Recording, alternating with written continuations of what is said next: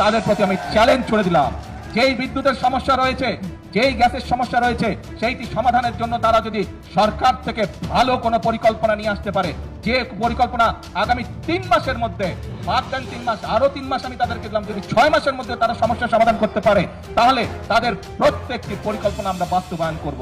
সরকার তার কমিটমেন্ট থেকে পিছু সরে এসেছে।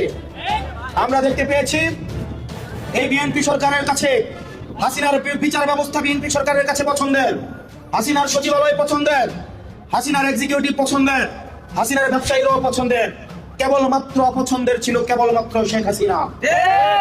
আমরা আমাদের জায়গা থেকে আমরা হাসিনা ব্যবস্থার পরিবর্তন চেয়েছি, কেবল হাসিনার পরিবর্তন চাই নাই। এই বিএনপি সরকার এসে তারা জন আকাঙ্ক্ষার বিপক্ষে গিয়ে, গণভোটের বিপক্ষে গিয়ে তারা এমন এক ধরনের অবস্থান নিয়েছে, যে অবস্থান সরাসরি আমাদের আকাঙ্ক্ষার পরিপন্থী।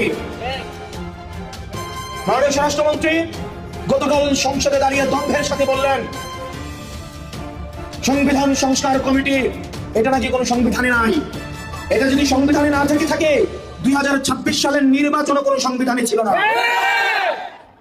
সংবিধান অনুযায়ী নির্বাচন হওয়ার কথা ছিল 2029 সালে। সংবিধান অনুযায়ী আপনার থাকার কথা ছিল শিলংয়ে। সংবিধান অনুযায়ী মাননীয় প্রধানমন্ত্রী থাকার কথা ছিল লন্ডনে। সংবিধান অনুযায়ী আপনার নেতা কর্মীর থাকার কথা ছিল ধানক্ষেতে।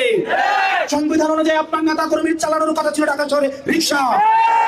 এই সংবিধানের বিরুদ্ধে গিয়ে ছাত্র জনতা রাস্তায় নেমে আসে, এই সংবিধানকে বৃদ্ধাঙ্গুলে দিয়ে নতুন বাংলাদেশের অভিমুখ তারা সেট করেছে।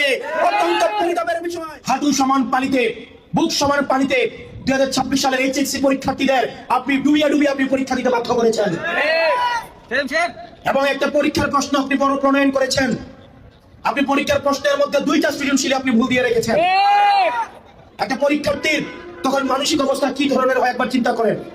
সে যখন দেখে প্রশ্নপত্রে ভুল, সে যখন নিজে চেষ্টা করে পরীক্ষা উত্তর মিলানো, পরীক্ষা দিয়ে এসে হয়তো বুঝতে পারে প্রশ্নপত্রে ভুল, সে যখন উত্তর মিলাতে পারে না, তখন পরীক্ষার মধ্যে কি ধরনের মানসিক অবস্থা তৈরি হয় একবার চিন্তা করেন।